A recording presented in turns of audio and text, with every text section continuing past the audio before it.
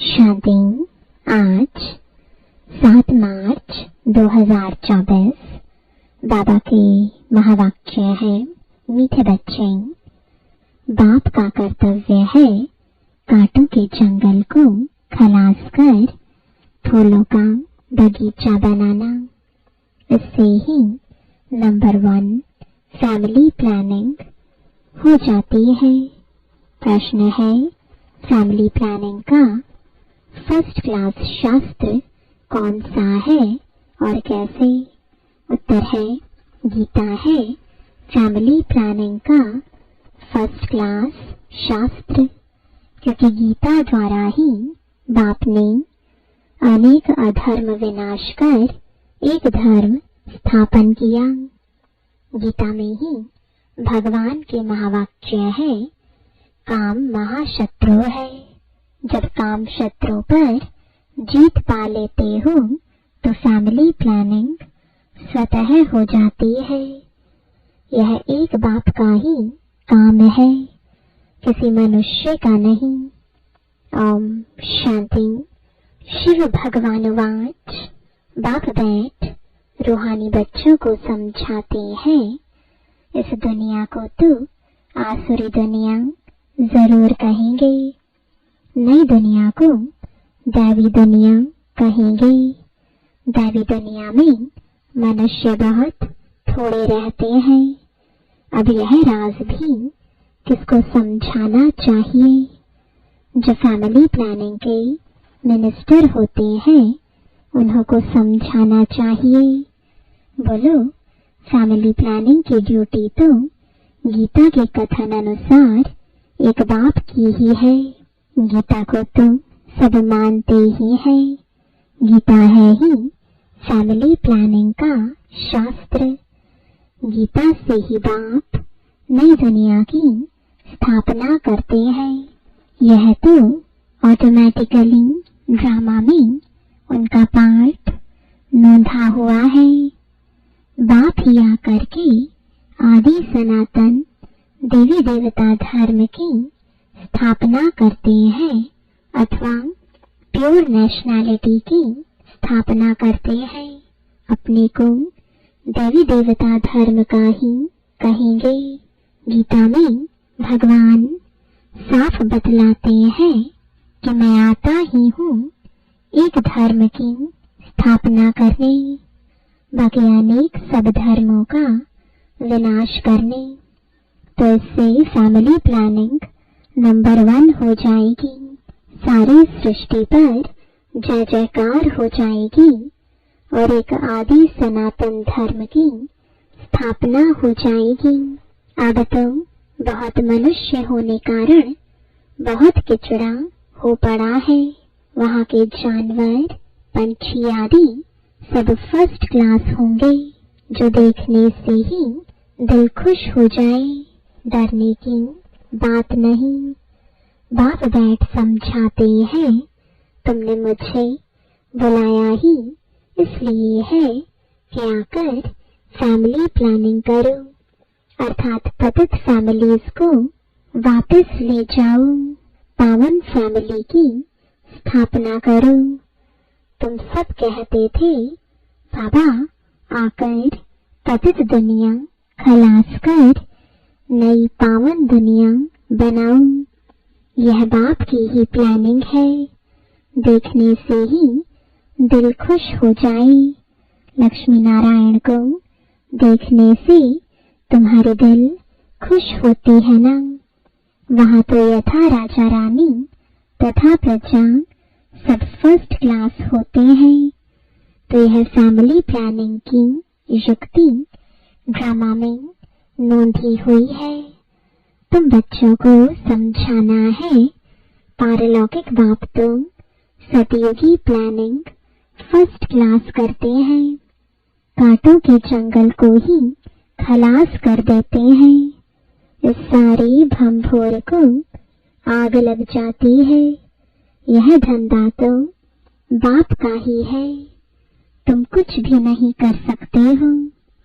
कितनी भी मेहनत करो, सक्सेसफुल कोई हो ना सके। बाप कहते हैं जिस काम विकार को तुम अपना मित्र समझते हो वह बड़ा भारी दुश्मन है। बहुत है जो उनके मित्र बन जाते हैं। बाप ऑर्डिनेंस निकालते हैं, तुम इस पर विजय पहनो। तुम समझाओ, बाप कहते हैं काम महाशत्रु है। बेचारों को पता ही नहीं कि फैमिली प्लानिंग कैसे हो रहा है। यह तो कल्प कल्प बाप करते हैं ग्रामानुसार, फिर यह होना ही है। सतयुग में बहुत थोड़े मनुष्य होते हैं, इसमें फिक्र की कोई बात नहीं। बाप प्रैक्टिकल में यह काम कर रहे हैं। वो लोग कितना माथा मारते हैं। एजुकेशन मिनिस्टर को भी समझाओ, अभी के कैरेक्टर्स कितने खराब हैं। देवताओं के कैरेक्टर्स कितने अच्छे थे। तुम बेपरवाह होकर वाणी चलाओ, बोलो यह कोई तुम मिनिस्टर का काम नहीं है, यह तो ऊंच से ऊंच बाप का काम है। इन देवताओं के राज्य में एक धर्म, एक राज्य, एक भाषा थी। कितने थोड़े मनुष्य थे, परंतु ऐसी युक्ति से बोलना बहुत थोड़ों को आता है। वह रोहात नहीं रहता है। उन्हों को यह लक्ष्मी नारायण का चित्र दिखाना चाहिए। यह फैमिली प्लानिंग बाप ने ही की थी, अब फिर कर रहे हैं। इनके राज्य की स्थापना हो रही है। बाबा ने कहा है यह लक्ष्मी नारायण का चित्र हमेशा फ्रंट में रखो और बत्तियां आदि खूब लगाओ। प्रभात फेरी में यह क्रॉस लाइट का चित्र हो जो एकदम क्लियर कोई भी देख सके। बोलो हम यह फैमिली प्लानिंग कर रहे हैं। यथा राजा रानी तथा प्रजा डेटी डायनेस्टी की स्थापना हो रही है। बाकी सब विनाश हो जाएंगे।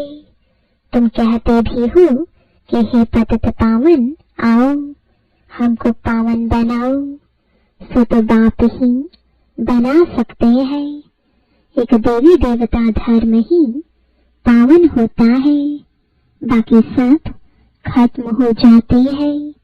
बोलो शिव बाबा के हाथ में ही यह प्लानिंग है। सतयुग में यह प्लानिंग हो जाती है। वहाँ है ही देवता वंश, शूद्र होते नहीं। यह तो बड़ी फर्स्ट क्लास प्लानिंग है। बाकी सब धर्म खलास हो जाएंगे। इस बाप की प्लानिंग को आकर समझो। तुम्हारी यह बात सुनकर तुम पर बहुत कुर्बान जाएंगे। यह मिनिस्टर आदि निर्विकारी प्लानिंग बना कैसे सकेंगे।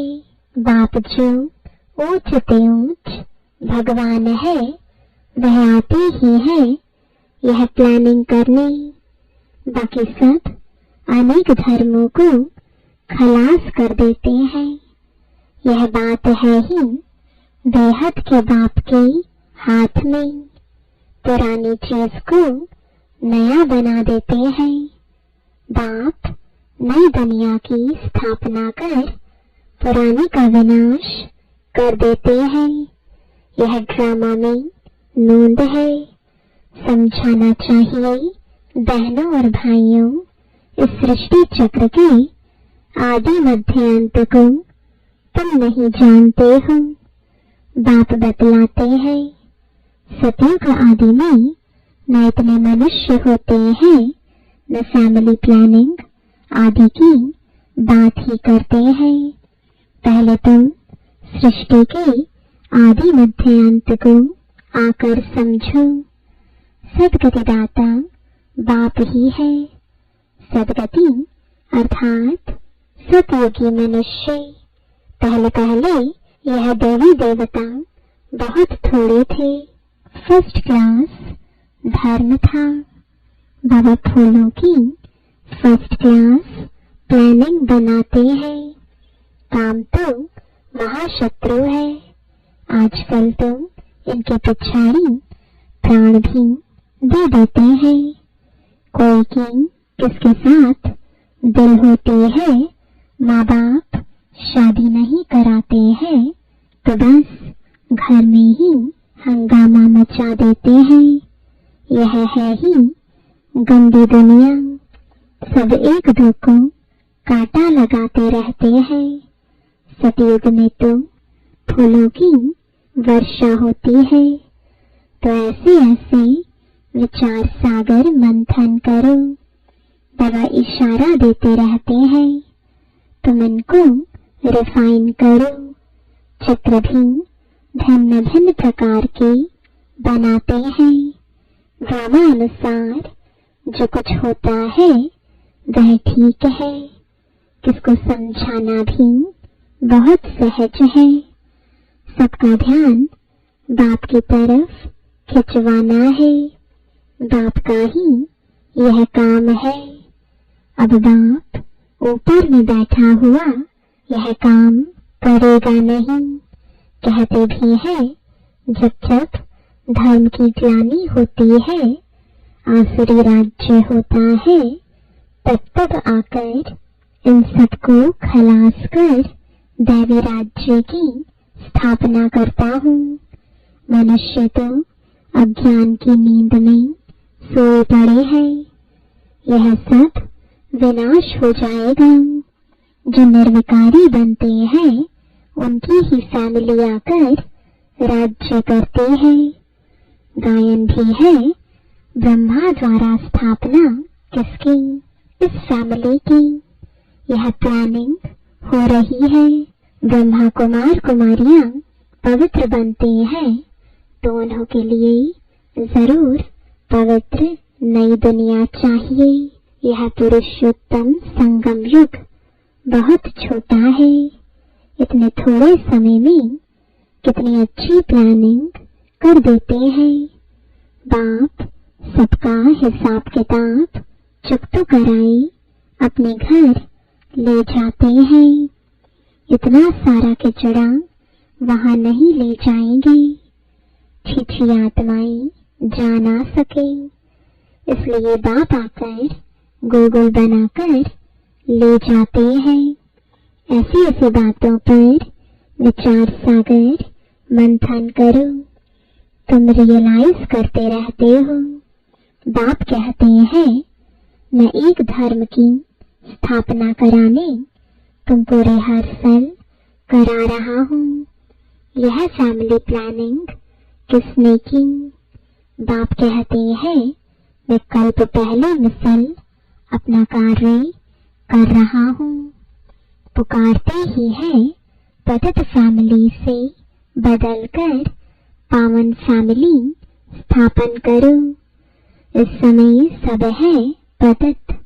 शादियों पर लाखों खर्चा करते हैं, कितना शादमाना करते हैं और ही पावन से बदल पतित बन जाते हैं। तुम बच्चों को अब यही ईश्वरीय धंधा करना चाहिए। सबको समझाना चाहिए। सब आसुरी नींद में सोए पड़े हैं, उनको जगाना चाहिए। गोरा बनकर औरों को भी बनाए तो बाप का प्यार भी जाए। सर्विस ही नहीं करेंगे तो मिलेगा क्या? कोई बादशाह बनते हैं तो जरूर कोई अच्छे कर्म किए हैं। यह तो कोई भी समझ सकते हैं। यह राजा रानी है, हम दास दासियां हैं तो जरूर आगे जन्म में कर्म ऐसे किए हैं। बुरे कर्म करने से बुरा जन्म मिलता है। कर्मों की गति तो चलती रहती है। अब बाप तुमको अच्छे कर्म करना सिखलाते हैं। वहां भी ऐसे जरूर समझेंगे कि अगले जन्म के कर्मों के अनुसार ऐसे बने हैं। बाकी क्या कर्म किए हैं वह नहीं जानेंगे। कर्म गाए जाते हैं, जितना जो अच्छा कर्म करते हैं वह ऊंच पद पाते हैं। ऊंच कर्मों से ही ऊंच बनते हैं। अच्छे कर्म नहीं करते हैं तो झाड़ू लगाते हैं, भरी ढोते हैं। कर्मों का फल तुम कहेंगे ना। कर्मों की थ्योरी चलती है, श्रीमत से अच्छे कर्म होते हैं। कहाँ बादशाह, कहाँ दास दासियां। बाप कहते हैं अब फॉलो फादर। मेरी श्रीमत पर चलेंगे तो ऊंच पद पाएंगे। बाप साक्षात्कार भी कराते हैं। यह मम्मा बाबा बच्चे इतने ऊंच बनते हैं, यह भी कर्म है ना। बहुत बच्चियां कर्मों को समझती नहीं है। पिछाड़ी में साक्षात्कार सबको होगा। अच्छी तरह पढ़ेंगे लिखेंगे तो नवाब बनेंगे। रोलेंगे पिलेंगे तो होंगे खराब। यह तो उस पढ़ाई में भी होता है। भगवान वाच इस समय सारी दुनिया कामचिता पर जल मरी है। कहते हैं स्त्री को देखने से अवस्था बिगड़ती है। वहां तो ऐसी अवस्था नहीं बिगड़ेगी। बाप कहते हैं नाम रूप देखो ही नहीं, तुम भाई भाई को देखो। बड़ी मंजिल है, विश्व का मालिक बनना है। कभी किसकी बुद्धि में नहीं होगा यह लक्ष्मी नारायण विश्व के मालिक कैसे बने। बाप कहते हैं मैं तुमको स्वर्ग का मालिक बनाता हूँ। यह लक्ष्मी नारायण सर्वगुण संपन्न थे। आजकल जिनका तुम नया ब्लड समझते हो वह क्या करते रहते हैं कि गांधी जी यह सिखा कर गए। राम राज्य बनाने की भी युक्ति चाहिए। यह तो बाप का ही काम है। बाप तो एवर पावन है। तुम फिर 21 जन्म पावन रहे, फिर 63 जन्म पतित बन जाते हो। समझाने में इतना मस्त बनना चाहिए। बाप बच्चों को समझाते रहते हैं बच्चे पावन बनो। अच्छा मीठे मीठे सिकिलदे बच्चों प्रति माता पिता बाप दादा का याद प्यार और गुड मॉर्निंग। रूहानी बाप की रूहानी बच्चों को नमस्ते। रूहानी बच्चों की रूहानी बाप दादा को गुड मॉर्निंग और नमस्ते। धारणा के लिए मुख्य सार है पहला, अपनी अवस्था सदा एक रस अडोल बनाने के लिए किसी के भी नाम रूप को नहीं देखना है। भाई भाई को देखो, दृष्टि को पावन बनाओ। समझाने में रूहाब धारण करो। दूसरा, बाप का प्यार पाने के लिए बाप समान धंधा करना है। जो आसुरी नींद में सोए हुए हैं उन्हें जगाना है। गोरा बनकर दूसरों को बनाना है। वरदान है अपने सरल स्वभाव और शुभ भाव द्वारा भोलानाथ बाप के प्यार का अनुभव करने वाले आकर्षण मूर्त भव। भोलानाथ बाप को सबसे प्रिय भोले बच्चे हैं। भोले अर्थात जो सदा सरल स्वभाव, शुभ भाव और स्वच्छता संपन्न, मन और कर्म दोनों में सच्चाई और सफाई वाले हैं। ऐसे बच्चे आकर्षण मूर्त बन बाप को भी अपने ऊपर आकर्षित करते हैं। भोलानाथ बाप ऐसे सरल स्वभाव भोले बच्चों की गुणों की माला सिमरण करते हैं। भगवान को भोलापन प्यारा है। आप बच्चों ने अपने भोलेपन से ही भगवान को मोह लिया, उन्हें अपना बना लिया। स्लोगन है, अपने चेहरे और चलन से गुण व शक्तियों की गिफ्ट बांटना ही शुभ भावना, शुभकामना है। ओम शांति।